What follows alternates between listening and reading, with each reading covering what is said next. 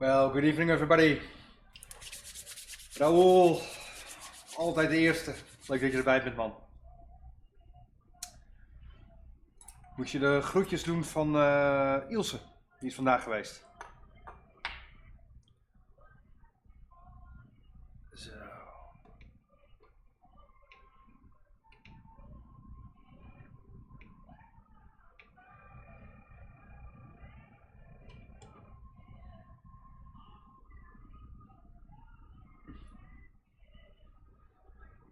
Nou.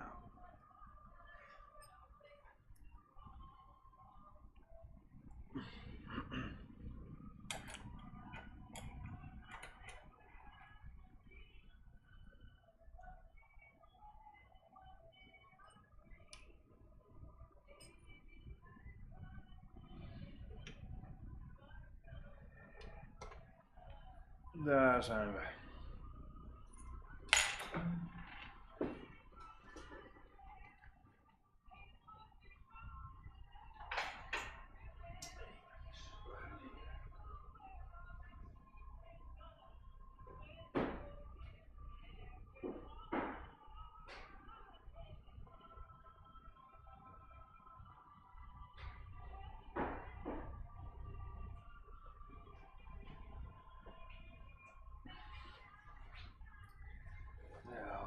All set.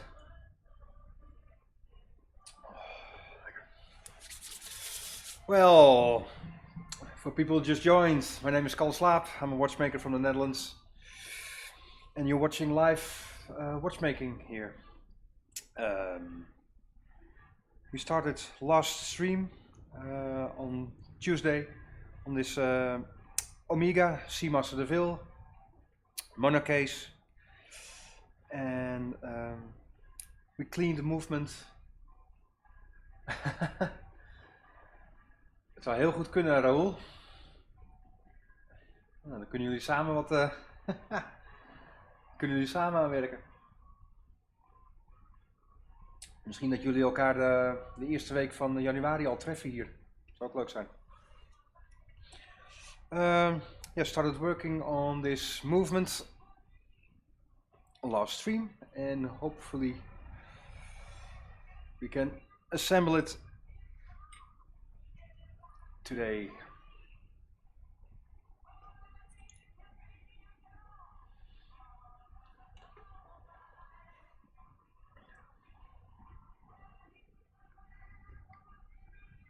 Oh, it's been a very busy day, so I need to relax first.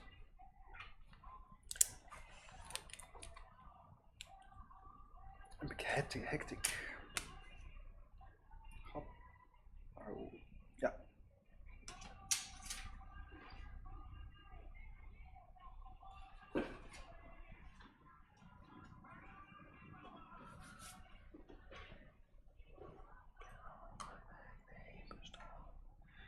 There we are. Okay, it's all set.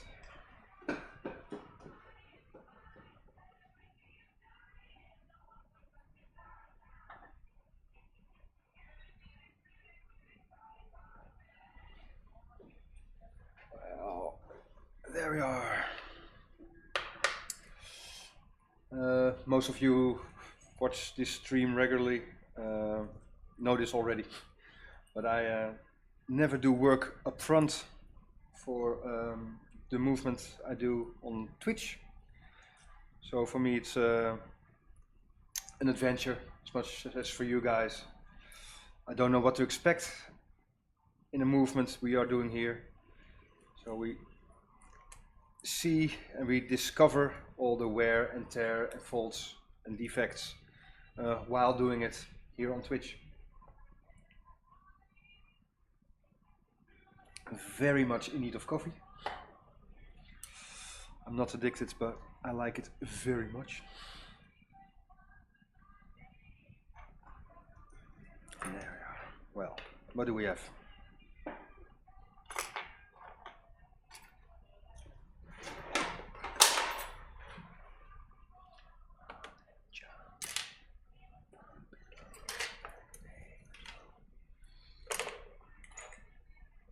Yeah.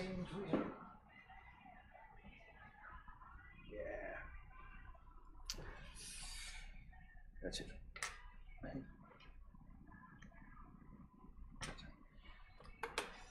Hey, Swiss. Good evening. Well, let's see what we can do.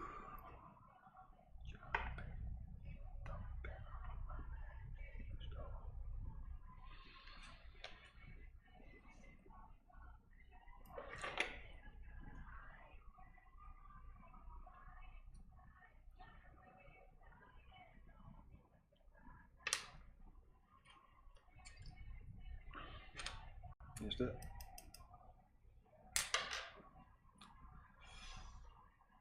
calendar bit, nice and clean.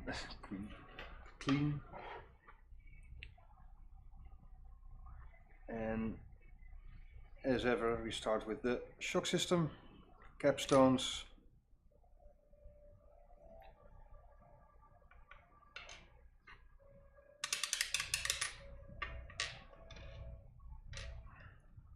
Okay.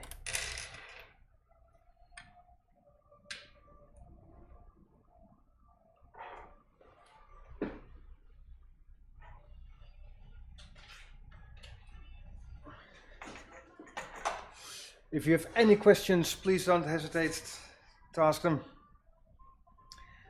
I'll try to answer them straight away.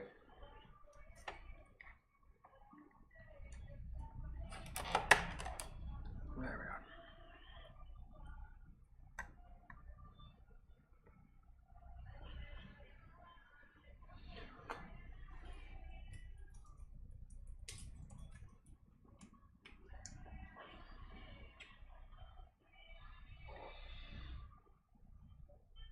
See what we have here.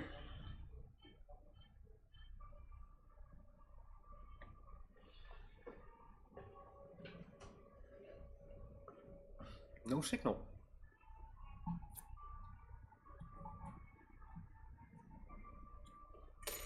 Microscoop, oh, microscoop, microscoop. Hey, actor.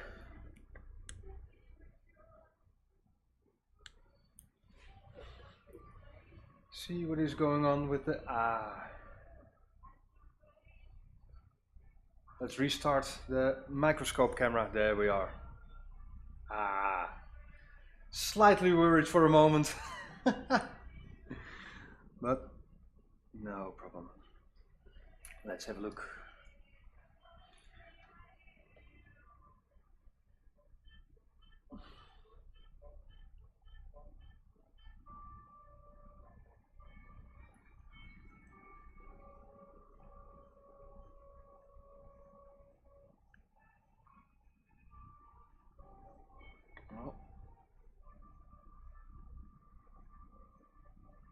Pivot's nice and clean.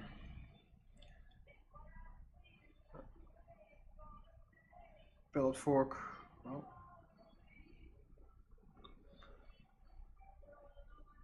such a difference with when we did a disassembly. All nice and clean. Can you remember all the dirt on the pellet faces on that side? I think it's all gone now.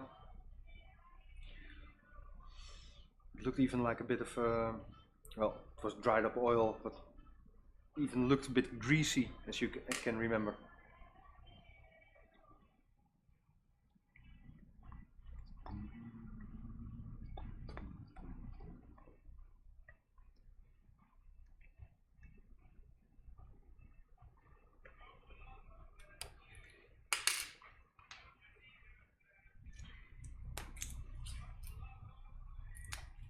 Bit of Rodico.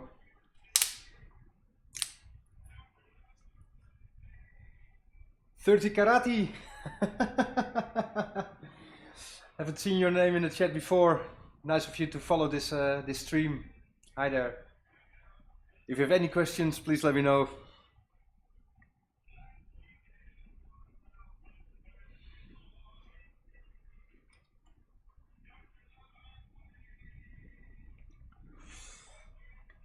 try to show you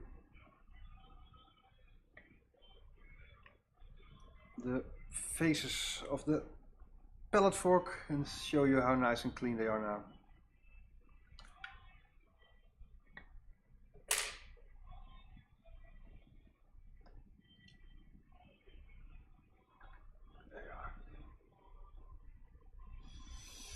In my cleaning machine I use grinder.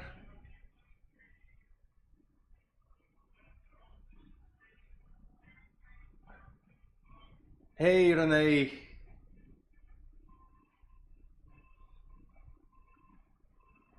Before, after pictures of the components, I did a complete stream of the of it.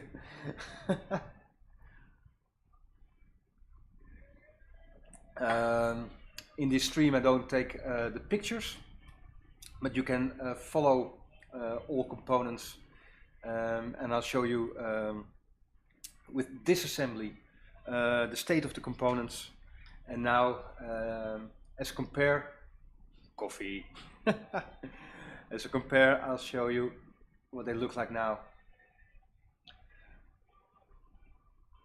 But good remark. There we are.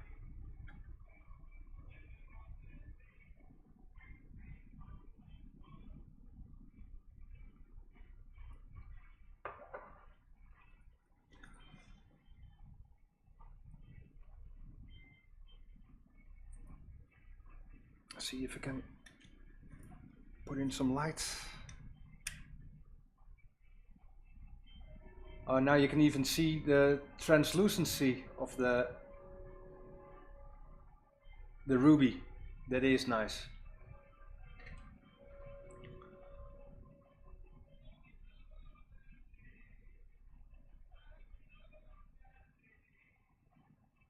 There we are. That's what I was looking for. Look at this.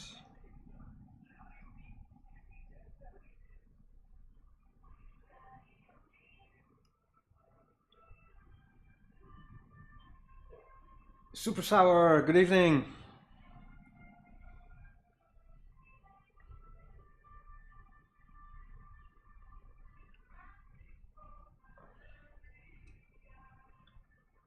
There it is.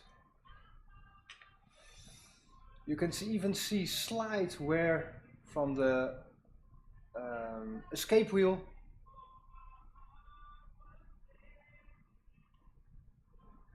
Oh, let's change the stream name, if I can edit part 2.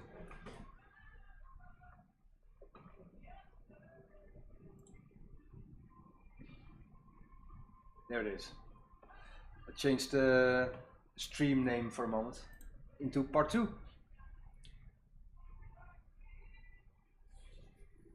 Was the escape wheel really worn? I don't think so. Oh René, I definitely agree. The effect of the metal on the very hard ruby is astounding. Again, that's why an overhaul is needed with regular intervals. I think it was just a focus, but I'll show you the escape wheel again. Hey Peter, sorry. Ik had je commentaar nog niet gezien. Yeah, 53 years old. It is quality. And this is not too much of a problem. This pellet fork like this.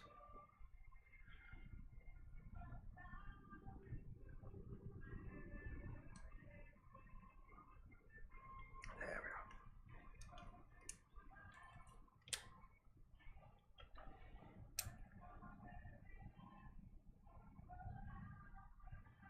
So that's the pellet fork.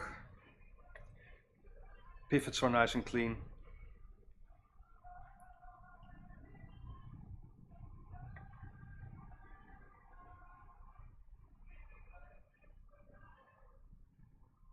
the center second pinion.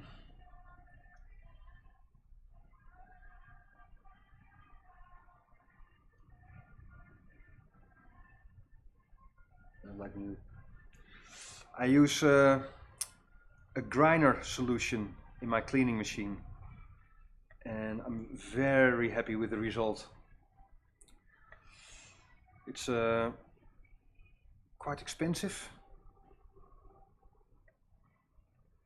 but I love the results.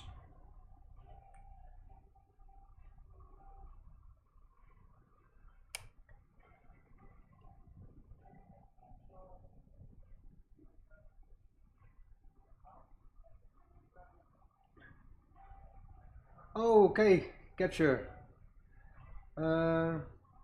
Just about the same age, your Omega?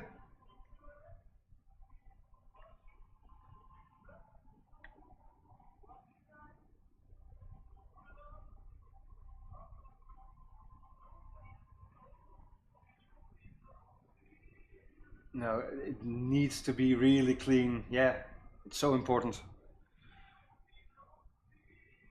That's the whole purpose of this exercise, cleaning the parts. And for people who are not that familiar with watches, so hard to explain why it's needed, the overhaul.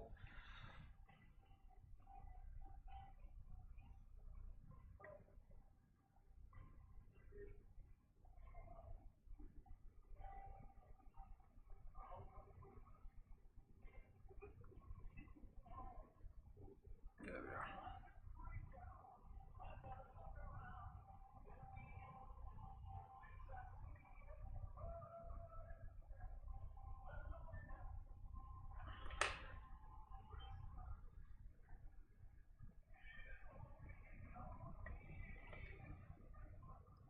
It looks like a bit out of focus. Oh no, it isn't.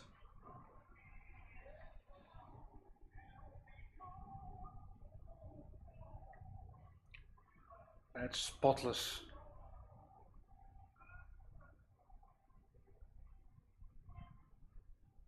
That is nice. Hey, Aviron. Okay. Well, it's so nice of you to join, even though you cannot stay that long. I think you should just come over here and experience the workshop, so you can see it all live.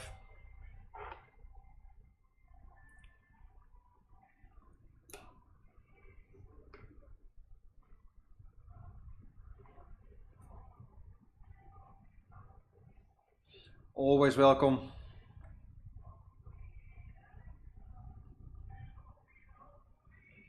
There we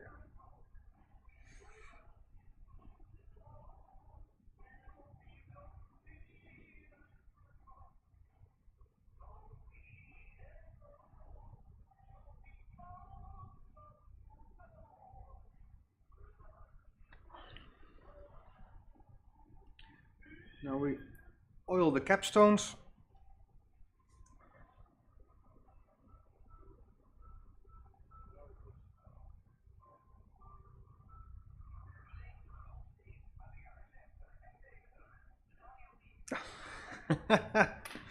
Let's do that one again.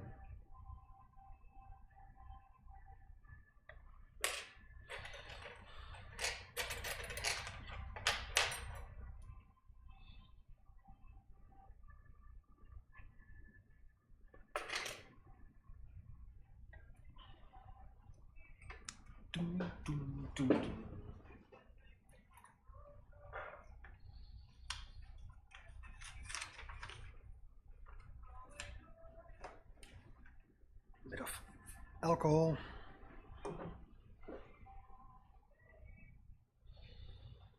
The capstone just turn around so the oil is not a nice drop anymore.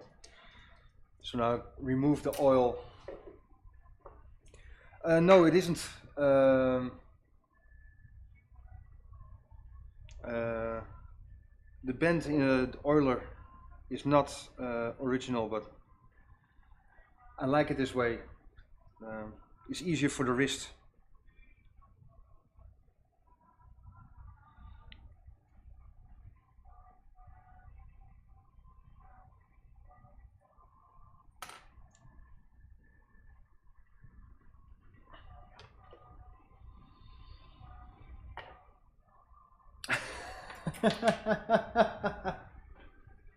Okay, Tony. Okay, that's the end of the stream. I'm going to have a whiskey. No, maybe not.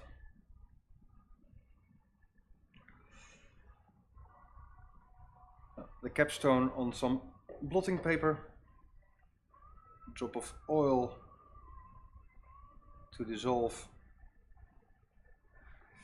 Drop of alcohol to dissolve the oil.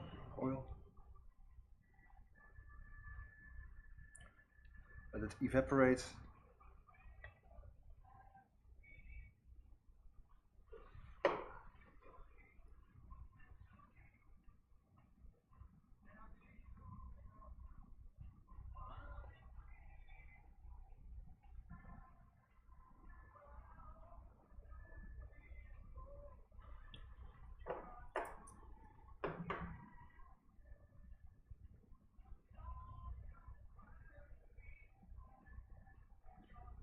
There we are.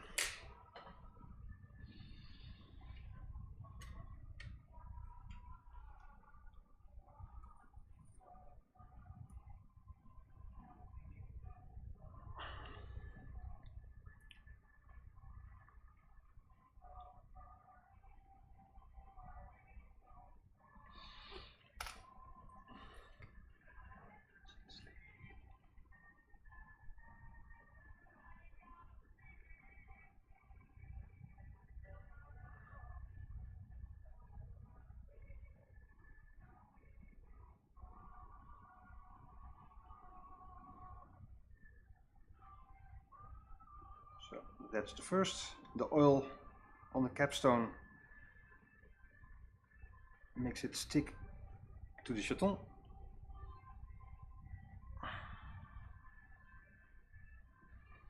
And the other one.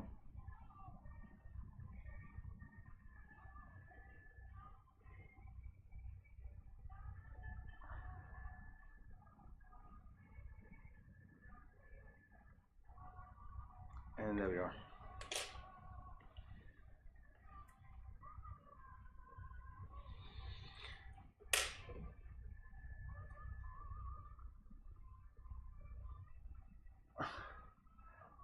Raoul, I called it blotting paper.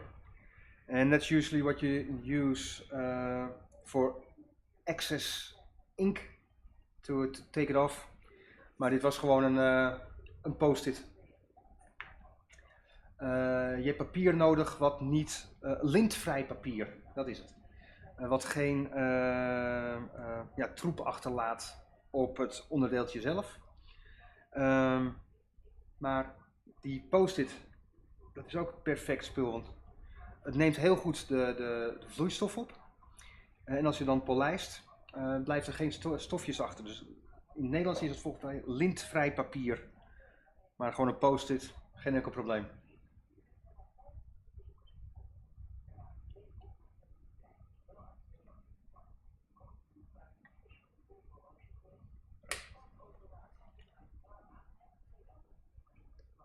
Zo. That was the oiling of the shock system.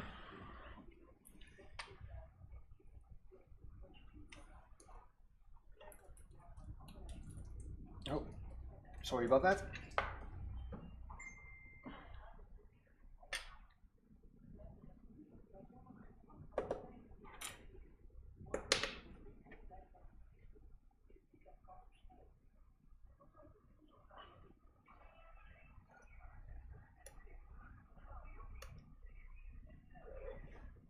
Oh.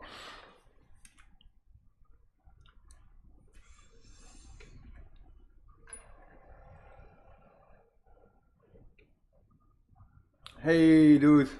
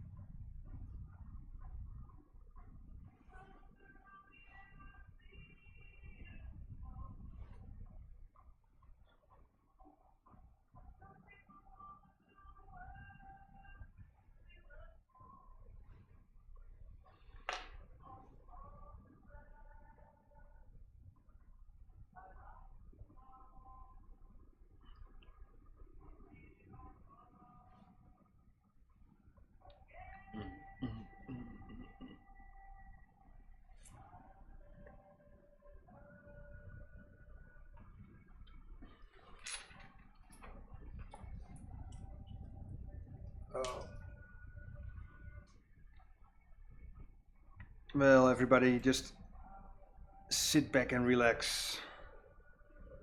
Let's make it a nice stream. There we are. The shock system I just oiled. We're going to replace it here in the Inca block.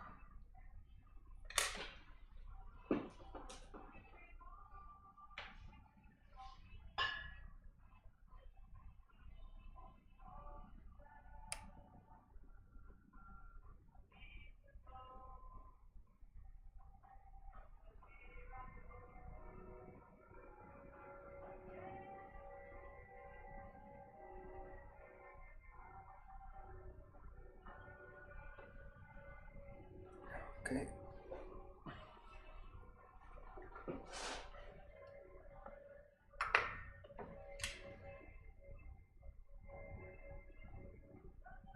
That's it.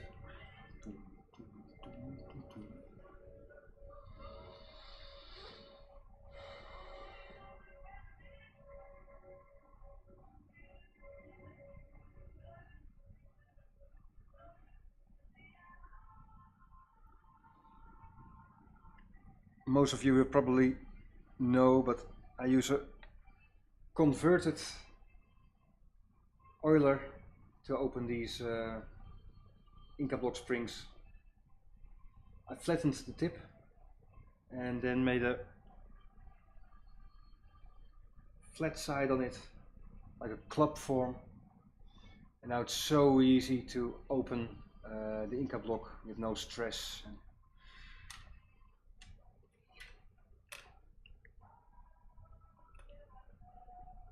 Now you can adjust your own tools to make it well, perfect for you, and doesn't have to cost a lot of money.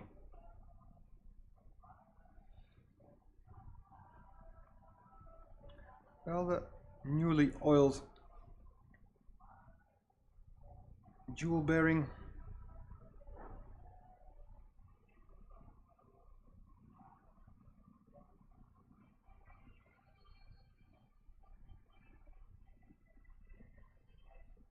there's it.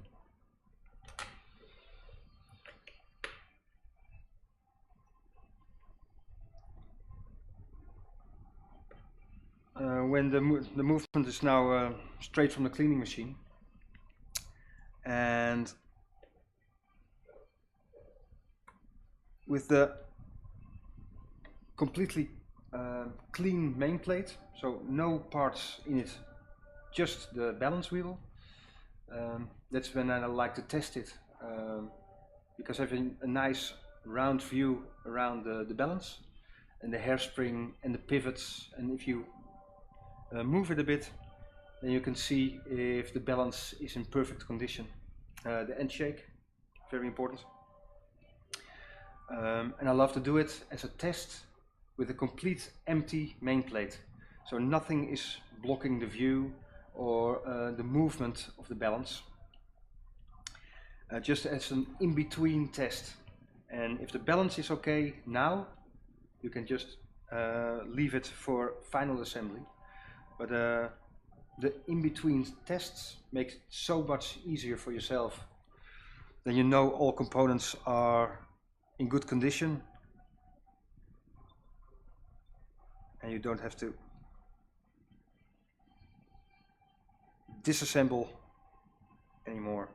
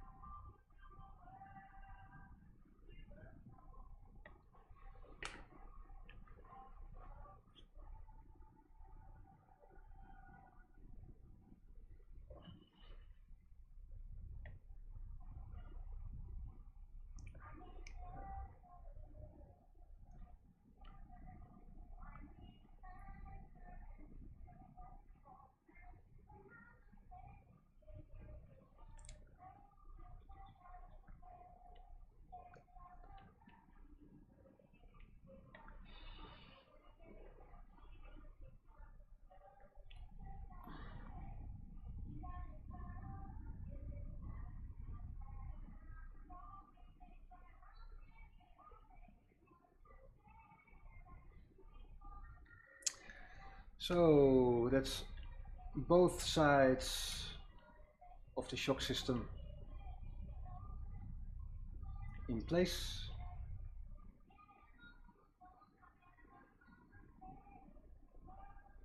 You can see the fresh drop of oil, the nice shiny pivots of the balance wheel. You can even see it turning now. Oh.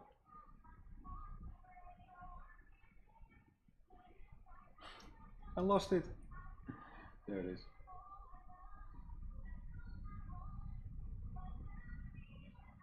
Well, looking good.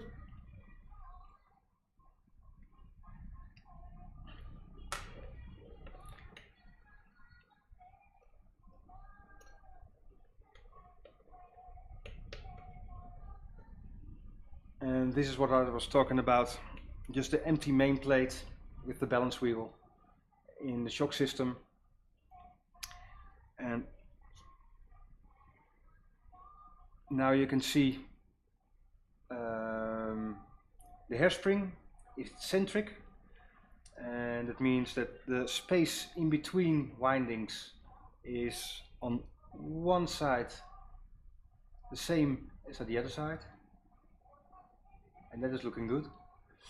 And now we're going to have a side view and see if the hairspring is completely level with the balance wheel, and we can see the condition of the pivots, because the balance wheel doesn't stop suddenly, but then there is friction, and when there's absolutely no friction like this, you can see even the slightest movement, it stops very, very, very gently. And that is when a balance wheel is really clean. Quick cup of coffee.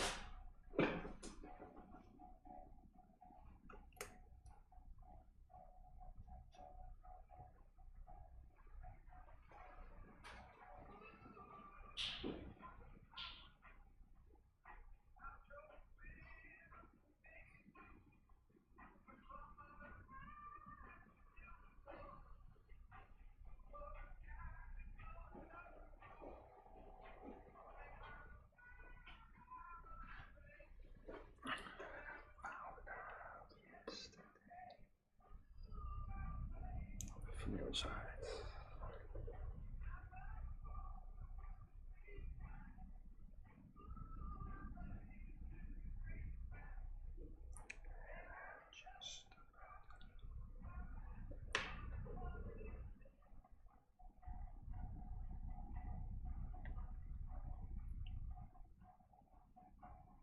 Well, there's the balance wheel.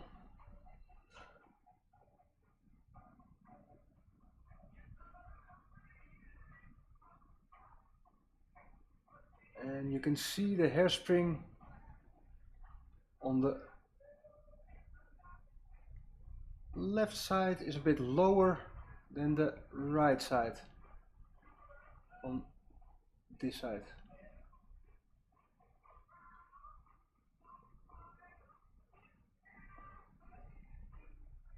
That is the balance wheel, that's our reference point.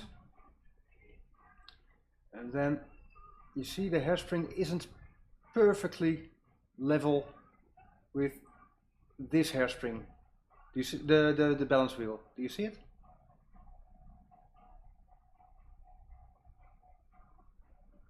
It's on, where are we? This side slightly higher than that side, so we have to adjust that.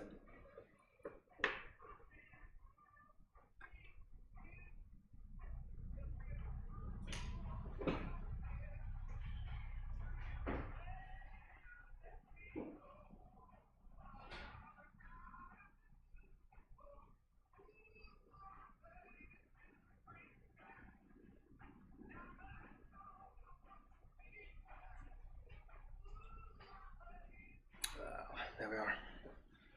Cheers.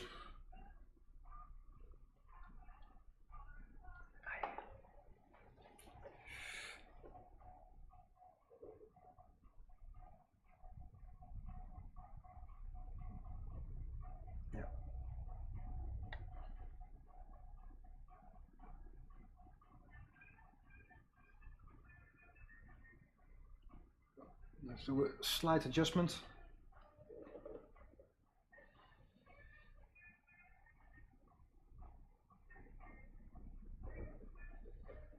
See what the highest point is.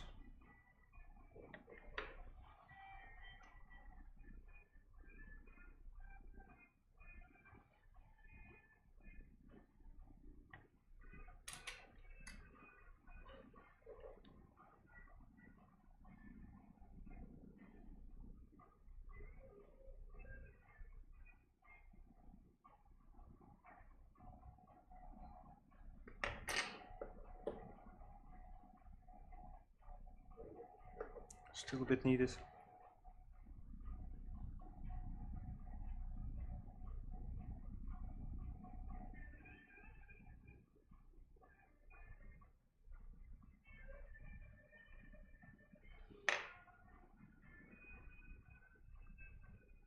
Always quite delicate to work on the hairspring.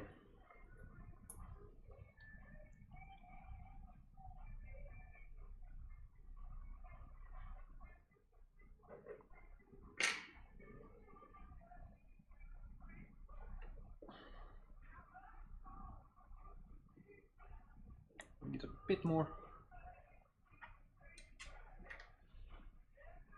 Just about to lose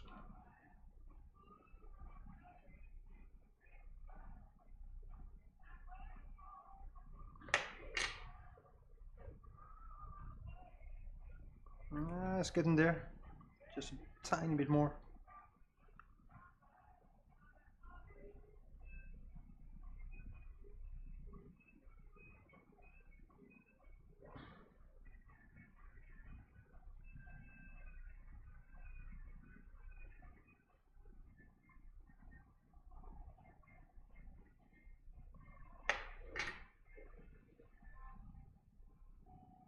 It's getting close now. Is eigenlijk moeilijk te laten zien, Raoul. Still there, still not level.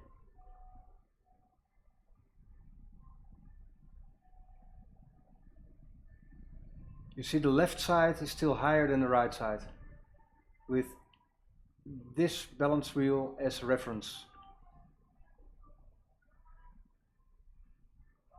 It is slightly better, but not perfect yet.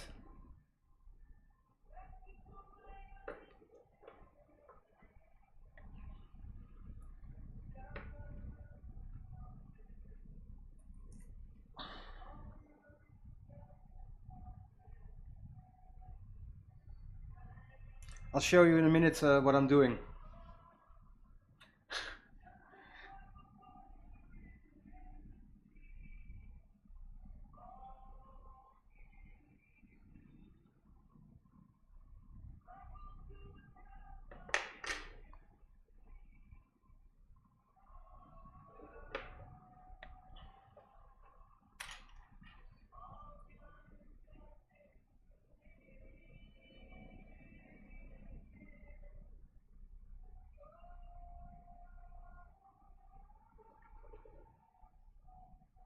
Yeah, closer.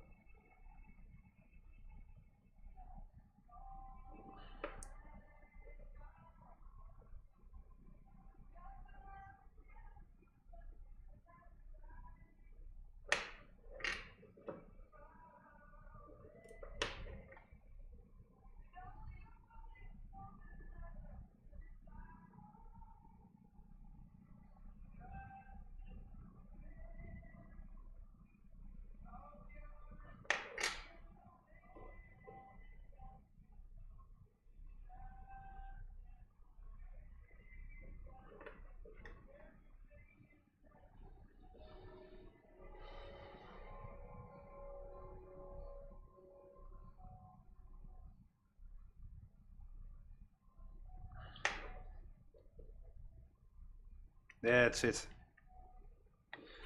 I'll show you what I've done. Ik zal het uitleggen, Raoul. Komt goed.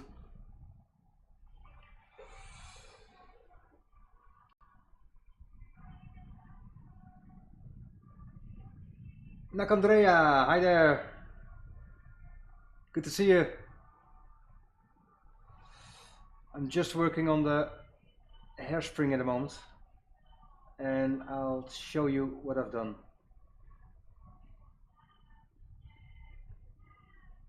Here's the reference from the balance wheel, and now there's the hairspring.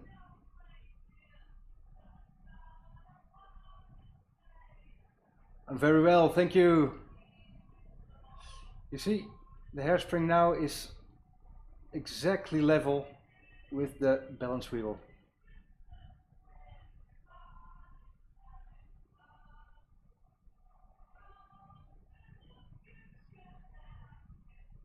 Do you see it? Very happy with the result. Working on the hairspring is really not that difficult. In theory.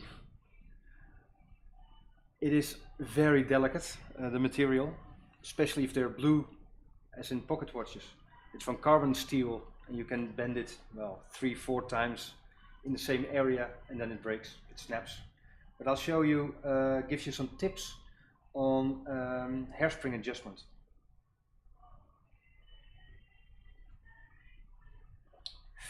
Because there are just a few rules. You have to, 3 rules. And if you keep them in mind, it's a practice just after that.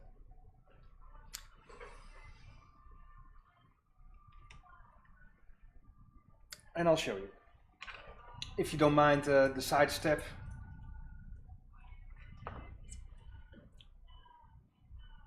Again, no signal. What to do with hairspring problems? 3 simple rules. Well,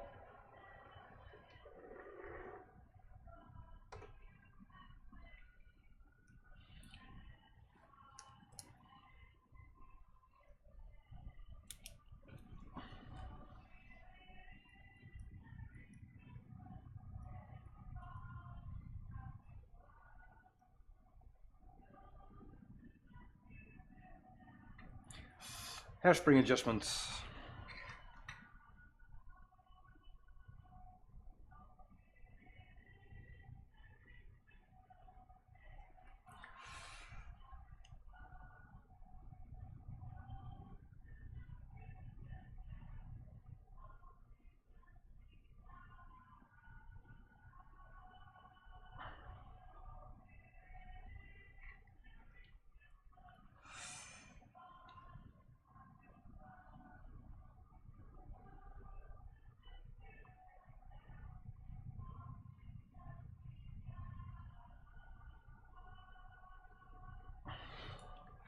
We'll hit the stop view and side view.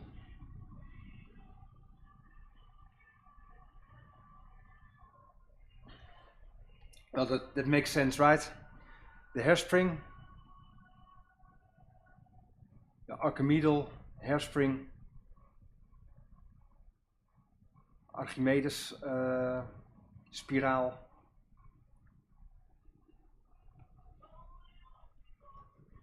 Wat was jouw?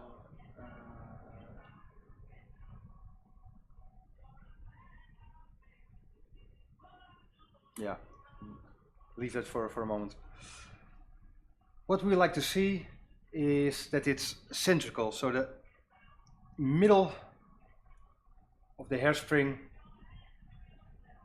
is rightly centered, and the space in between windings is on one side the same as the other side. Well, imagine this one is perfect. And this one, you see, there's a problem here. This is the side view from the hairspring, and this is perfect, so all windings are exactly level. all of them. And here you can see the side winding is okay, and one winding is slightly moved this way.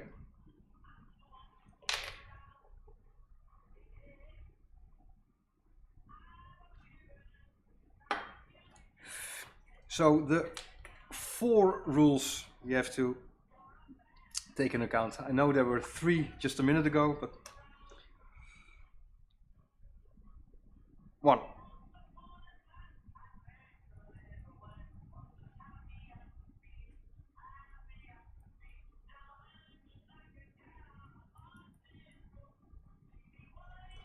The solution for all your problems: stay calm and have a cup of coffee.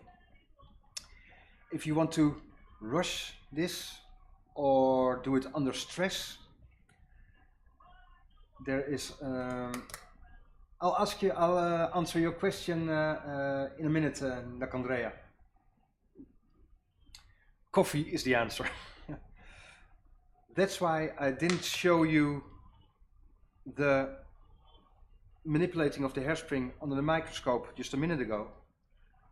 That would be stressful, and I want to just focus on the problem and not the camera. But now I'm going to show you how you do hairspring adjustment the easy way. First things first, keep calm and coffee. My teacher, I think he said the first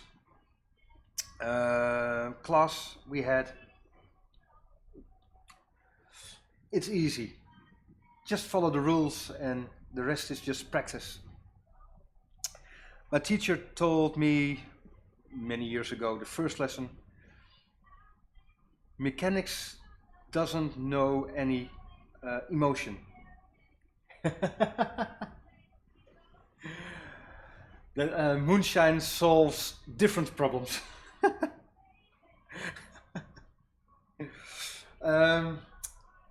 Mechanical parts don't know any emotion, so you can be sad, frustrated, yell at it, doesn't make any difference. Stay calm, professional, and solve the problem.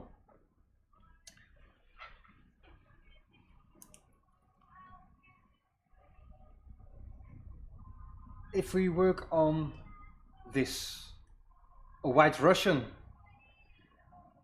well, the dude must like his White Russian.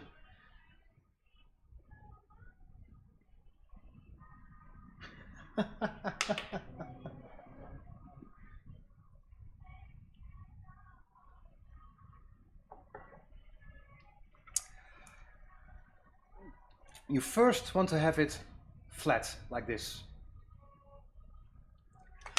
And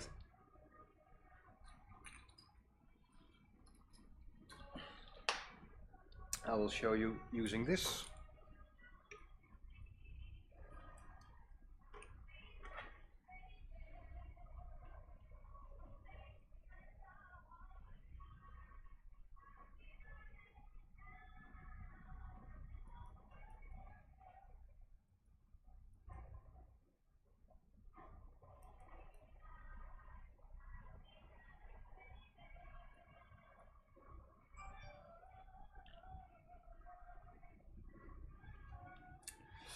Make the hairspring flat, so all windings are in the same plane.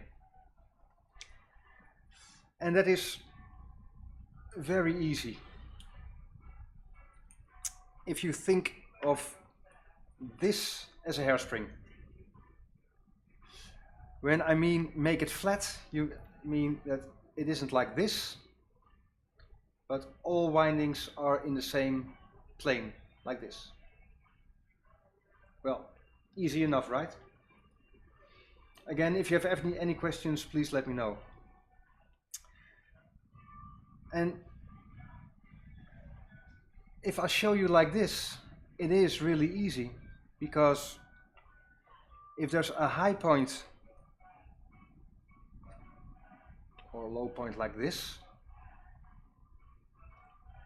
then where I got my hands here is where you have to solve the problem. Now it's not in one level, and now it is. So if the high point is on the left side, the problem will be solved by 180 degrees on the right side.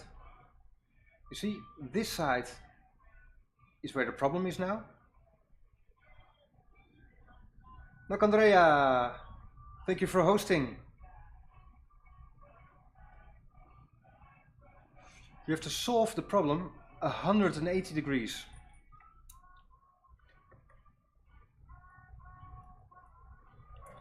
So if this is the high point, the manipulation should be there. Simple. This. If this is the high point, there is the manipulation on the 180 degrees. Is dat een beetje duidelijk, Raoul en de rest? If there's a problem on the hairspring here, you have to manipulate on the other side, 180 degrees from there. Simple, this adjustment. Thank you so much, Andrea, and I will answer your question the next time. Thank you so much for hosting. So, first make the hairspring flat. All windings are in the same level, like this.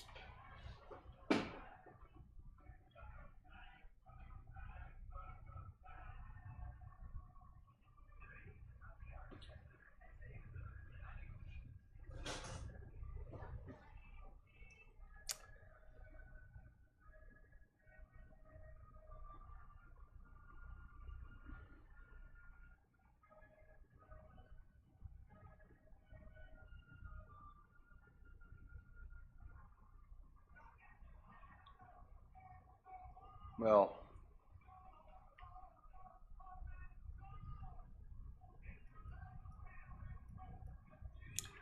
the middle, I think it's start from the center.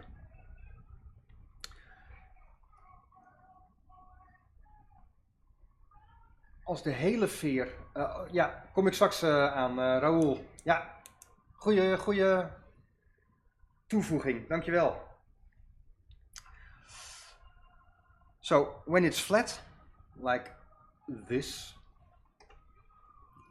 then you have to solve problems like these. And then you start from the middle.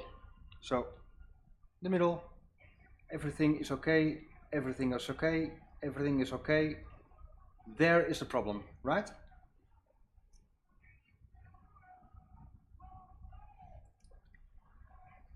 This clearly is the problem where the windings are not centered. So here it's very close and there it's very wide.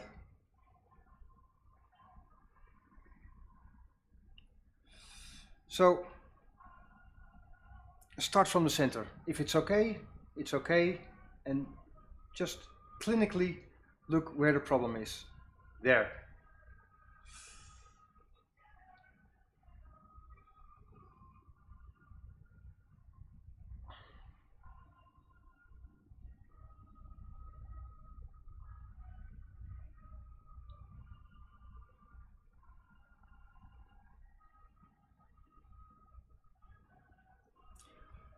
Manipulate from 90 degrees. So if it's centered like this, you can see what I'm doing with my hand. I bend it on 90 degrees from the problem, and that is where you can change the hairspring the best to make it centered again. So if it's flat, it's 180 degrees. Look where my hand is. And if it's centered, it's on 90 degrees. So if you have to solve this problem, you start from the center. It's okay, it's okay, it's okay. Here is a problem. Then you manipulate 90 degrees back. Here is when you bend it to solve this problem. I hope that makes sense. Do you understand the 180 degrees and the 90 degrees? It's quite easy, right? This. Is dat duidelijk, Raoul? Oh, thank you, dude. Because it isn't rocket science. It's just practice. And these 4 steps, you can solve any problem with a hairspring. As long as you stay calm. It's no joke, that is the first rule in hairspring bending.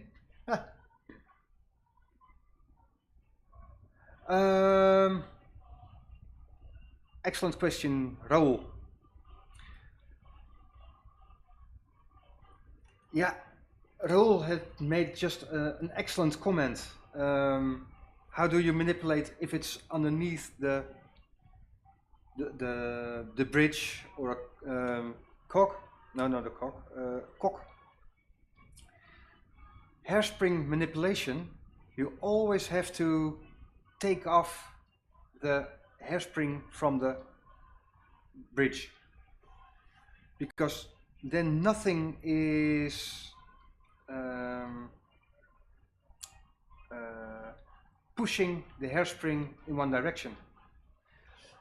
If you allow me in Dutch for a moment. Een spiraalveer moet altijd van de kloof af, want anders weet je niet of de kloof hem naar een bepaalde kant drukt of dat het de spiraalveer zelf is. Because the stud from a hairspring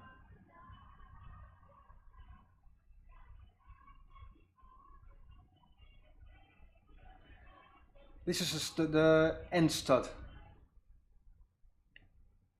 the piton.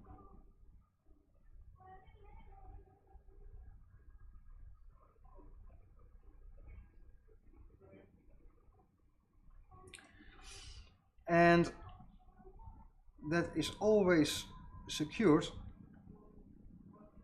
with a screw.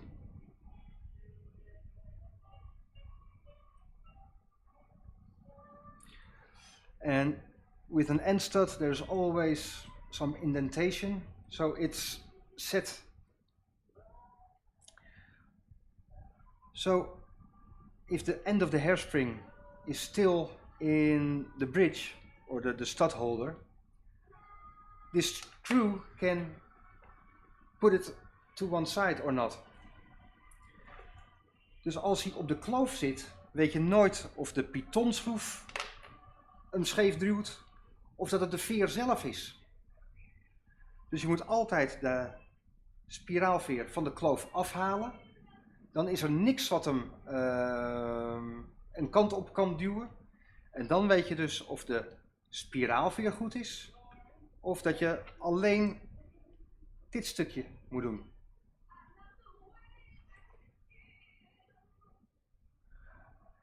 If you start from the outside, you're always you have to go back every single time. And if you start from the middle, then you know it's okay, it's okay, it's okay. And when you're done manipulation here, and this one is okay, then all the stuff you've been to is perfect and you don't have to touch again. And if you start from the outside, you have to redo it every single time. And I'm a bit lazy and I don't want to redo it every single time. So the problem can be in the hairspring if it's not centered, or the end stud. So always take it out of the stud.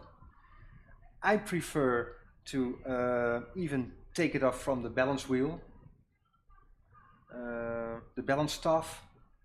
So you just got the hairspring, and then it's easy to work on. And I love this tool.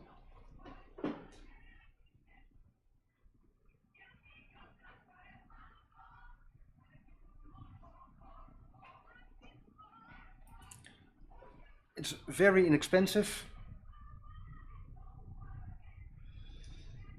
And it's a plexi. But if you put your hairspring on a piece like this, you can even have a make it yourself. Very easy with some plexiglass. It doesn't even have to be round, no problem. But with this tool, I think it's from, well, Bergeon has got it as well, but it's a cheap variety. For adjusting hairsprings,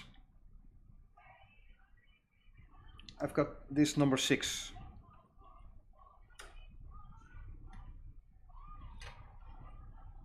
And this is Horotec. And I love the, where is it?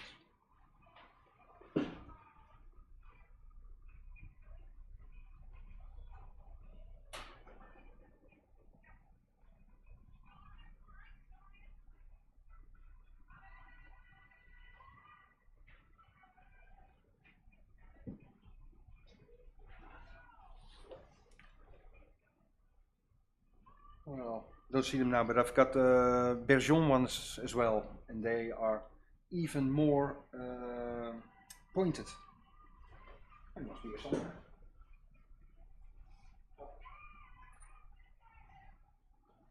There's one.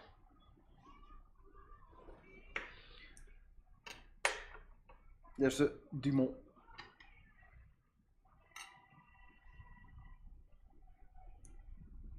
Dumont number 6, and as you can see,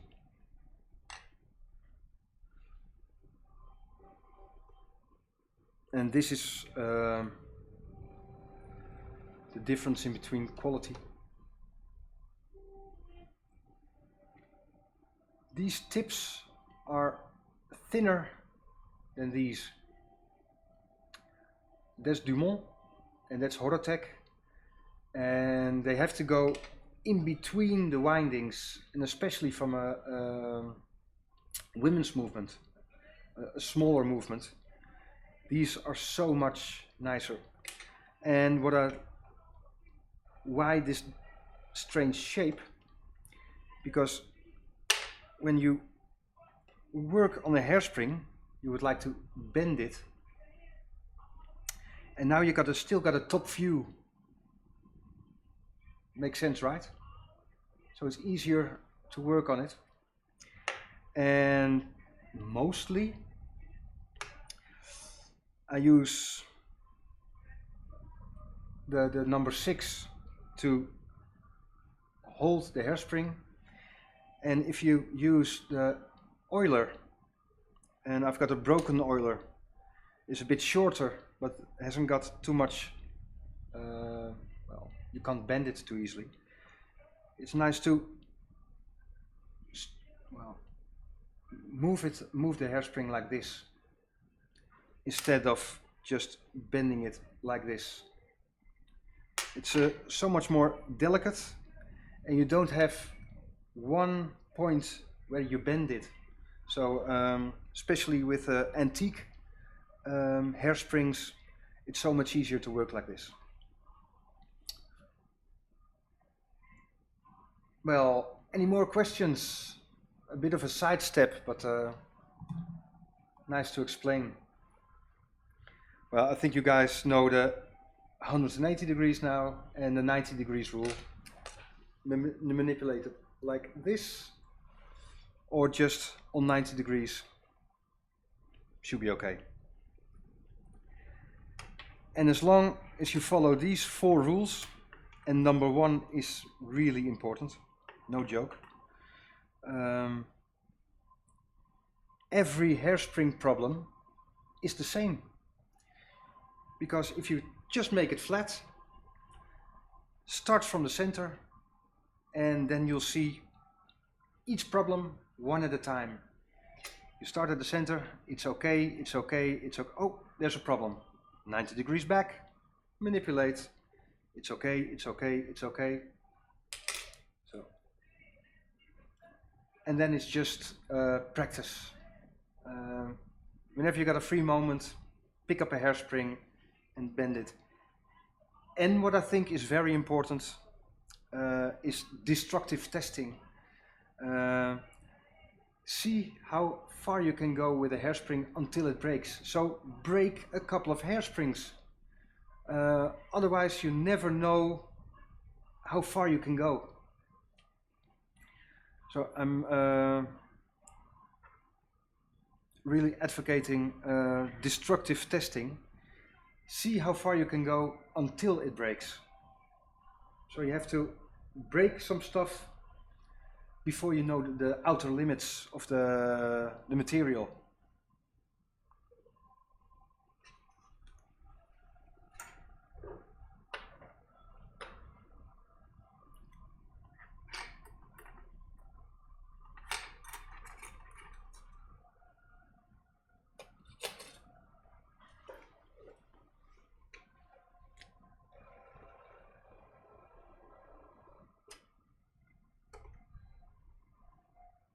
So now we know.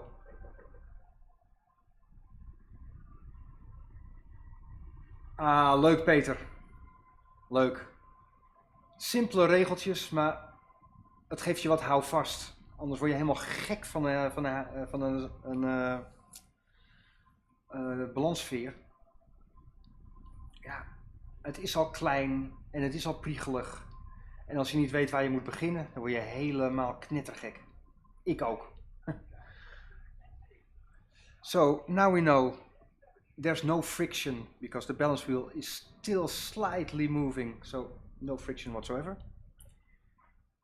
Because we have a nice view of the balance, now we can see the hairspring is completely level with the balance wheel. I'm very happy with the result.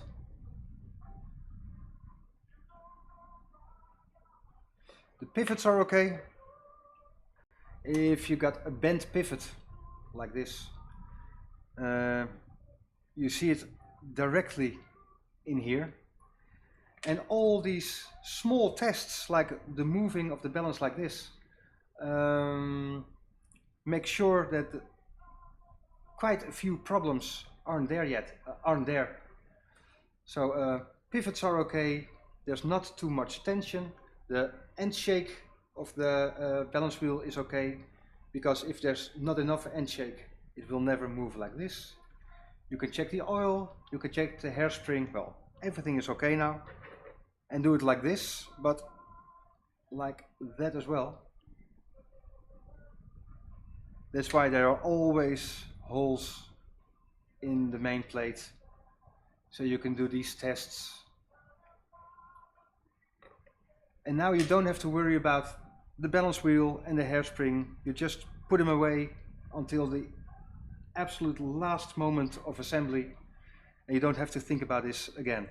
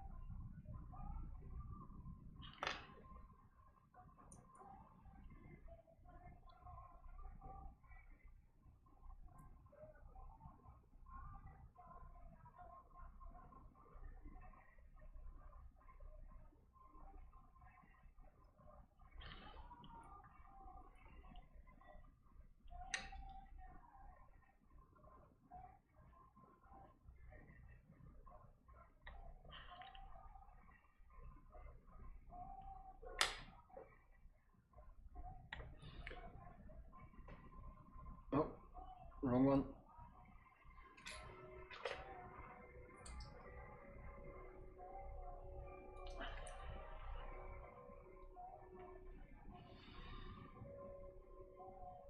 And now we can check.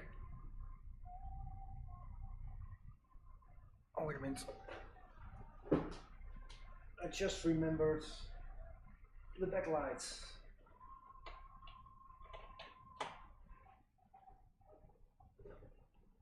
Is this better like this?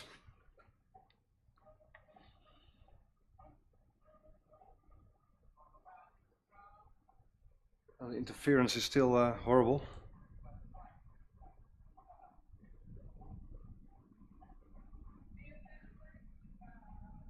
Well, let's check the jewels. No cracks. All holes are clean.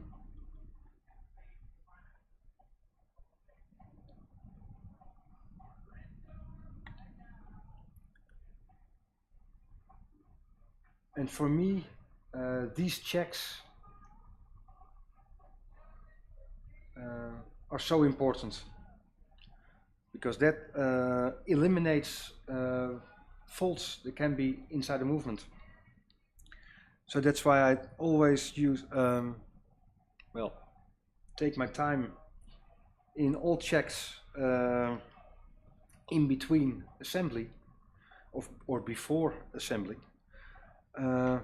Because then I know all components are okay, so you don't have to, once assembled, do disassembly again. I really don't like that.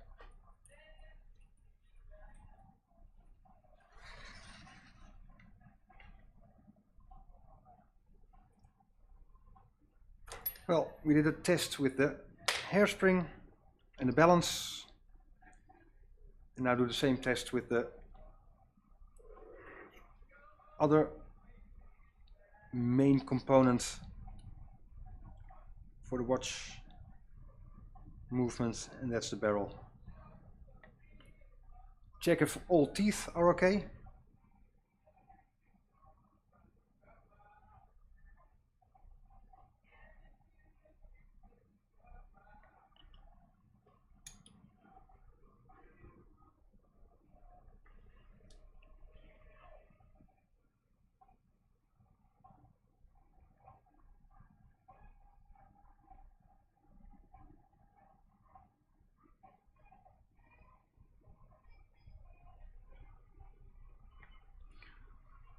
And it's a hand wound movement. Oh yeah, the spring looked pretty good.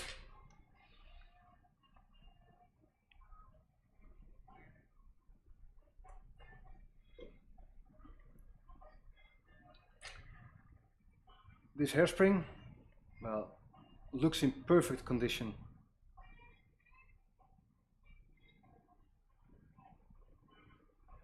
Oh ja, is goed Peter.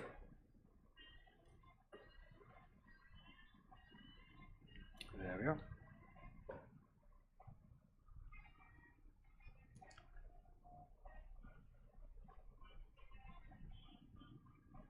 And now you can see here is the ridge for the hairspring, sorry, mainspring. So we now know it must revolve anti-clockwise because it will be pushing on this side, right? So now should be like this, because now it goes, it's pulling anti-clockwise. It goes that way. So this is how we like to have the mainspring. Does it make sense?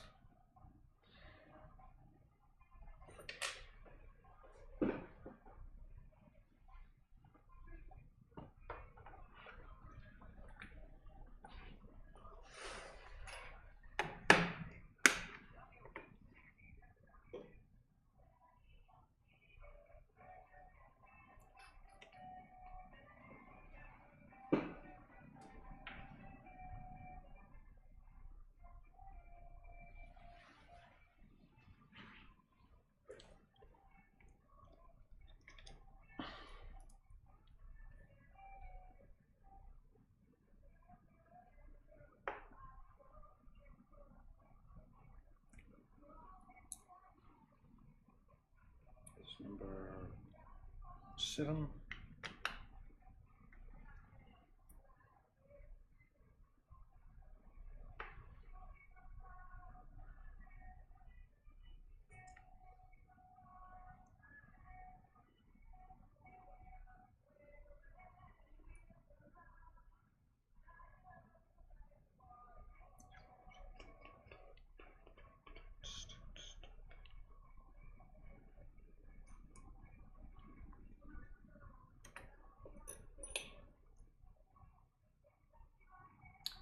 Yeah, I see your question, Capture 2015.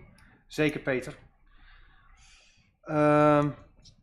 You can do it like a clock. Just start at the end and place it back with your hand. But this is worth the investment.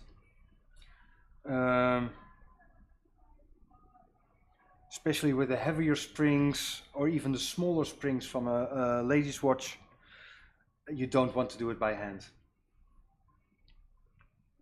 No. So it's really worth the investment. And once you have a tool like this, well, it keeps its value. So you don't have to buy it new. It's not really needed.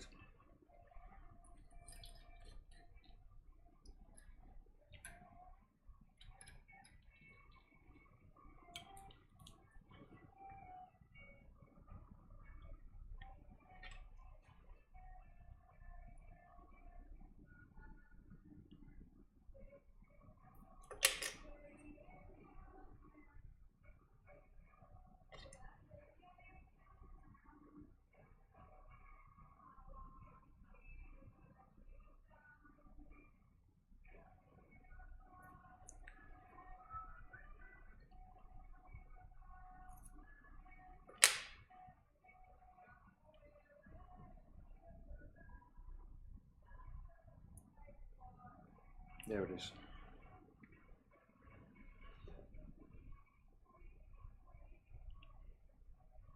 Nee, als ik jou was, ik zou gewoon op de Ricketik kijken. En anders op eBay staan ze ook nog wel. Because this is really worth the investment. You don't want to stress the material.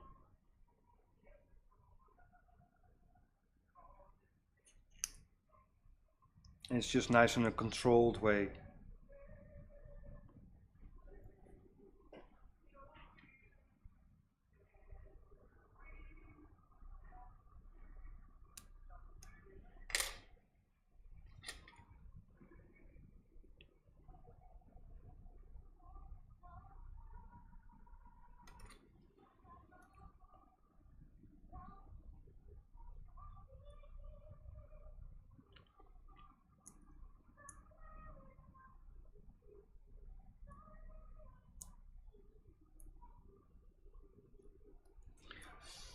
And there it is now, the spring. And then without any stress, put it in the barrel. I'll show you. Be very careful because now it's loaded. Dat is mazzel inderdaad.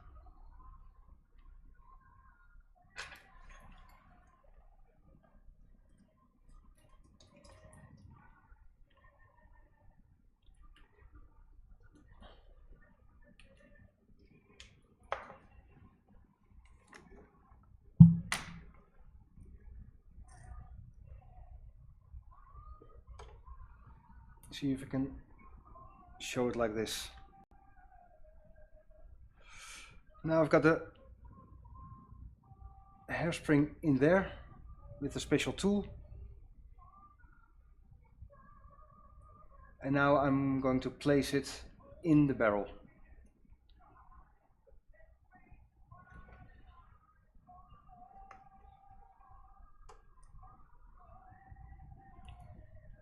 Like this.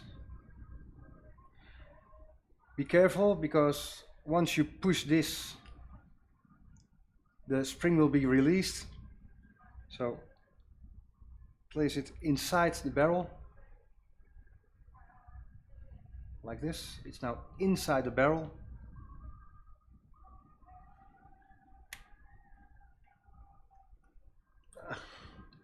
Can I show it? Oh, okay, yeah. There it is. So the hairspring, sorry, mainspring is in there. Place it in the barrel, just keep that in place, and this part you push upwards.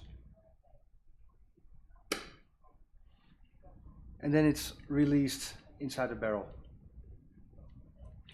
Very easy. If I see, this is pushing it out. See it on this side here. If I push it here, you can push the spring out.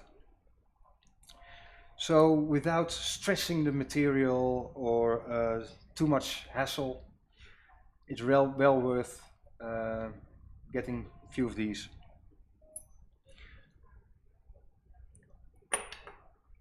I'll show you a little trick to save your budget.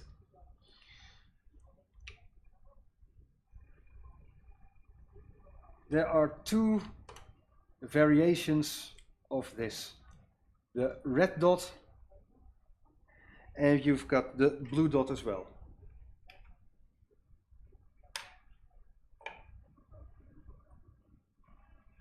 You see? And the difference is, sorry, the catch in there.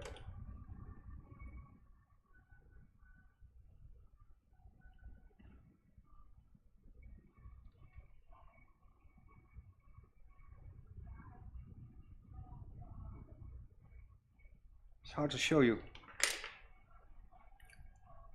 See if you can do it under a microscope.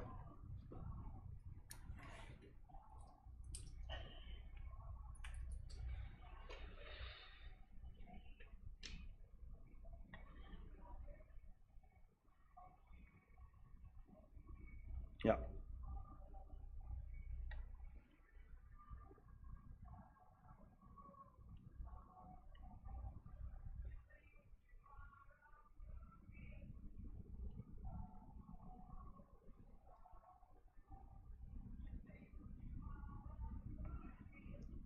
Here you can see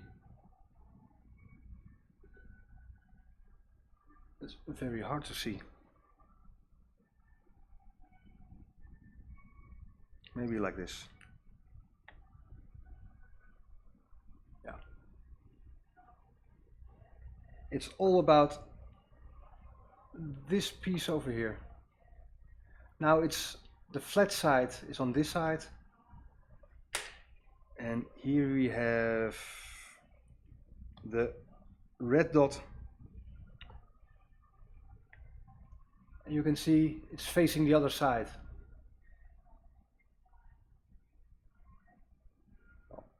If I do it like this, you can see it's facing the other side. Now we look at the flat side, and now we look at the rounded side. Does it make sense?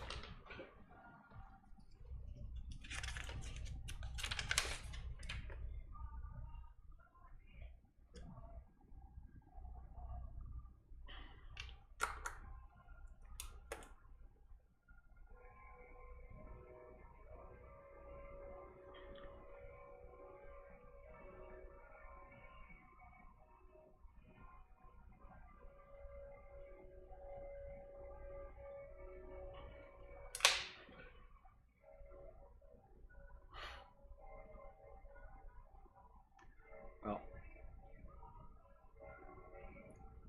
I do it like this.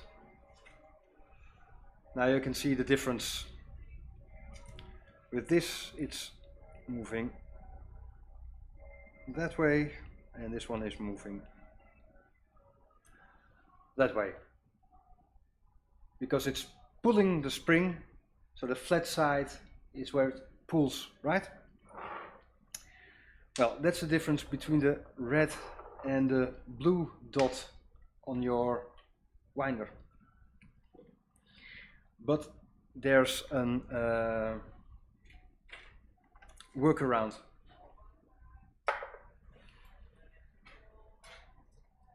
And I used it quite a lot when I didn't have too much money.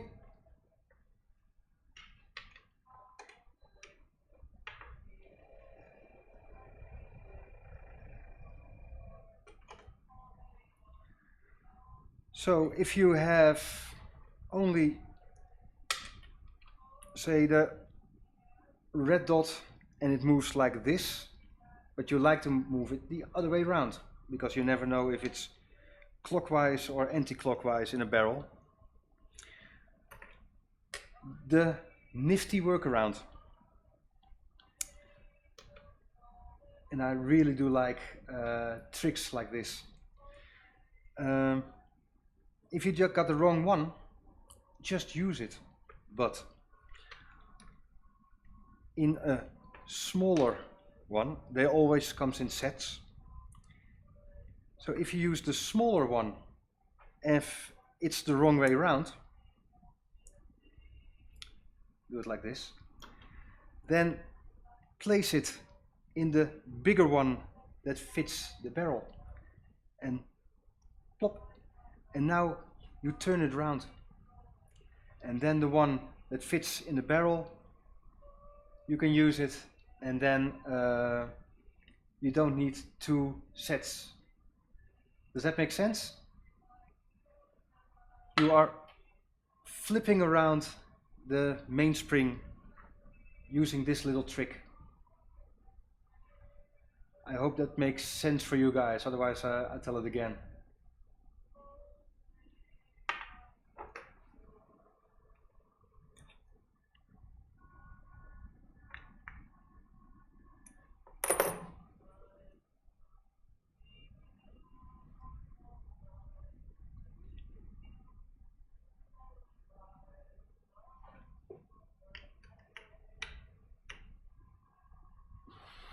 Goed zo, Peter.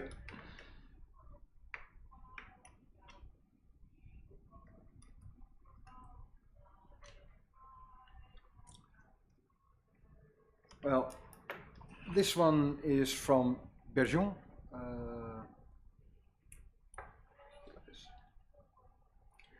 And for me, it's well worth the investment, because you cannot wear it out. So it will stay with you your whole career, and if you decide to do something else, it keeps its value.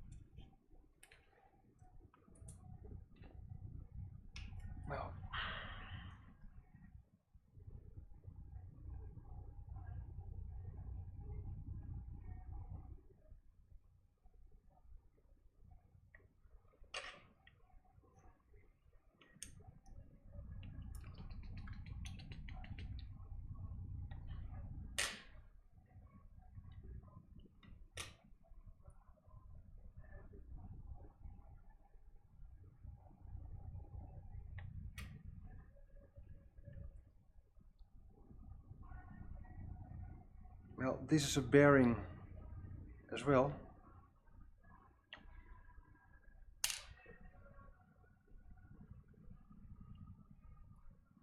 So use some grease, because it's a very slow moving part with the most power and force on it. So, and make sure this small ridge is in good condition. Because if it's rugged or just not nice, this really will gain some amplitude. So if you have got some very fine polishing paper, use it on your staking tool and just polish this inner side, and you will see the results in your amplitude.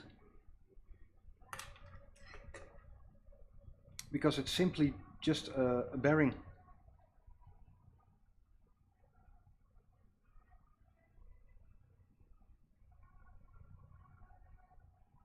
Well, here's the double check.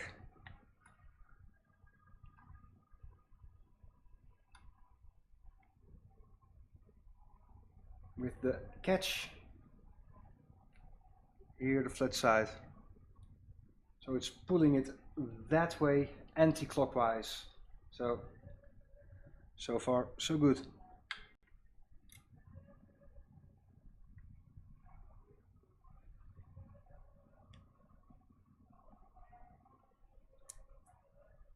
Now you can force it in like this.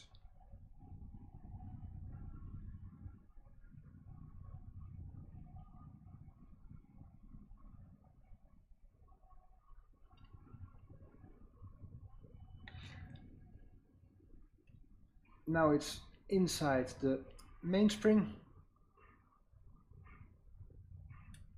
You can see the catch here, and here's the square hole in the mainspring. So if it runs, it will catch immediately and it should be okay.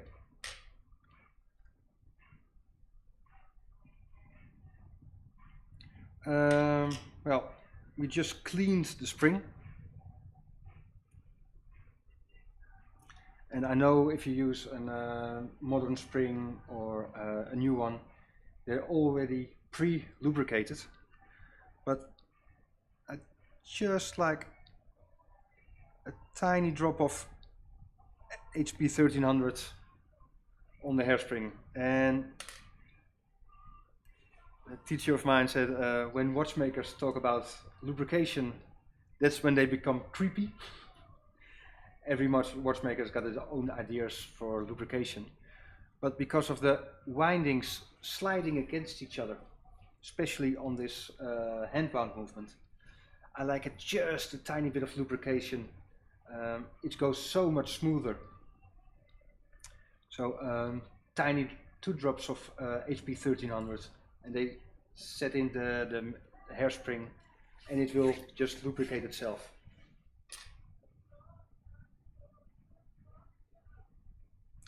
And here the other side of the bearing in the arbor.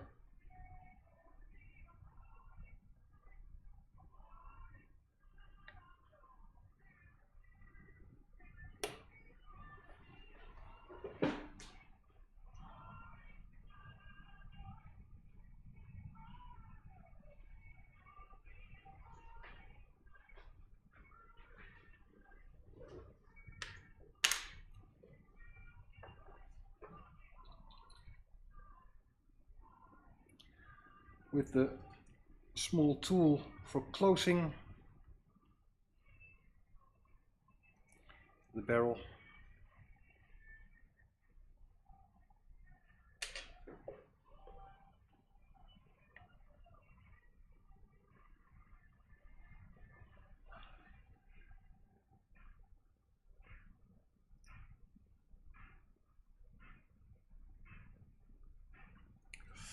En Peter, als je het goed vindt, bewaar ik jouw vraag voor de hoogtelucht in je platine. Even voor de volgende keer.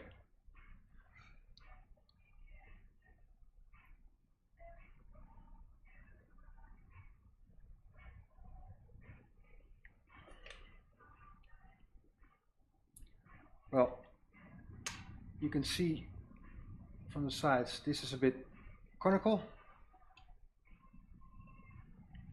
This one isn't flat, but look at the indentation. This side is flat. So if you put it together and you push it, you got a nice flat, and then you can close the barrel.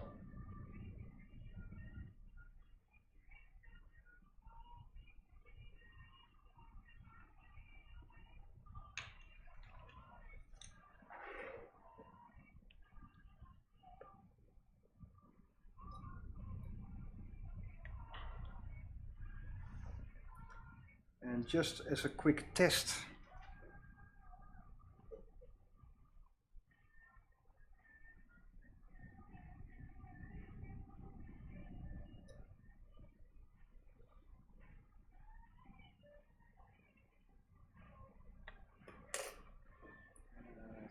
backwood.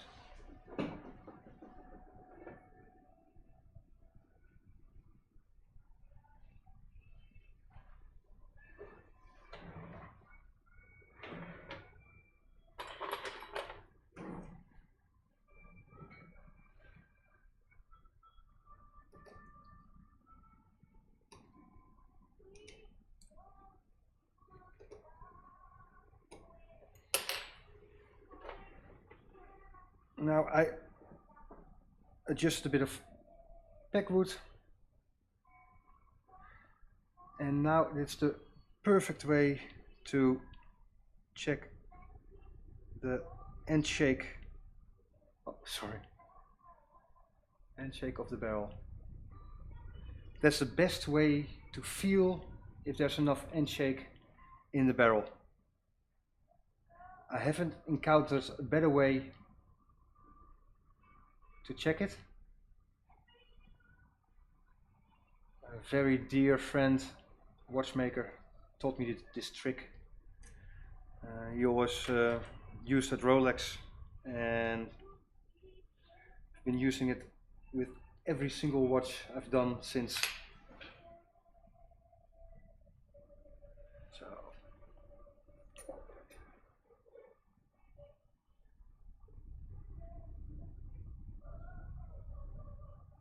yeah, that's moving freely without catching and with enough end shake, so that's okay. Well, it seems we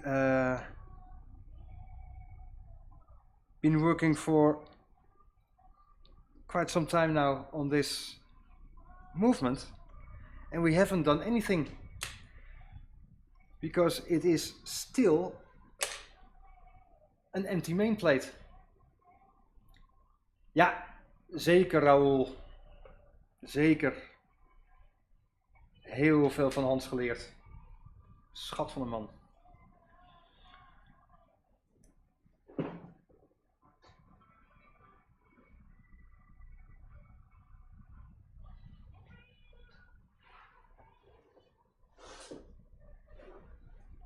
So we still have an empty main plate, but the assembly isn't that difficult because it's just placing the parts and that's okay.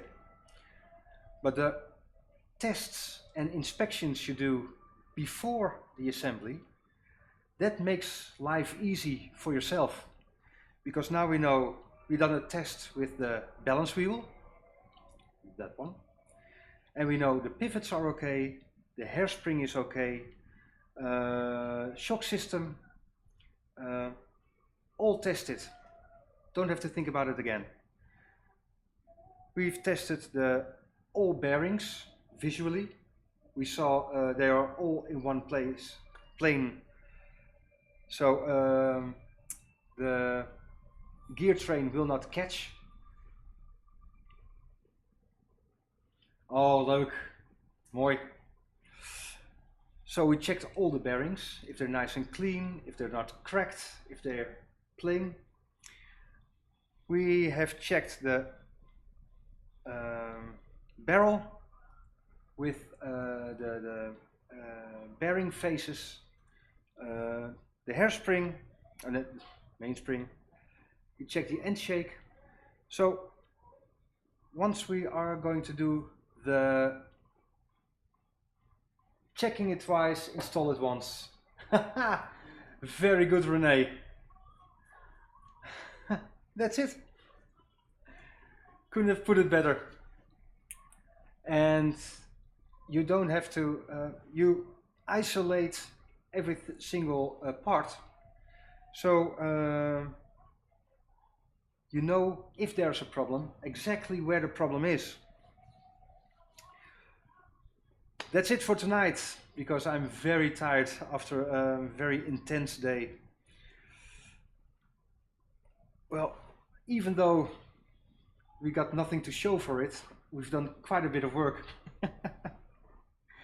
And the assembly will be so much easier next time. So thank you again for watching. We'll be back on Tuesday, and probably that's the last stream for this year. We at least for the normal Tuesday, Thursday streams. I would like to do a special in between Christmas time, during Christmas time. But we have to think about that. It's nice, get a nice topic for that. So thank you so much for watching, and excellent questions again tonight. Very nice. And hope to see you on Tuesday. Enjoy your evening. Thank you.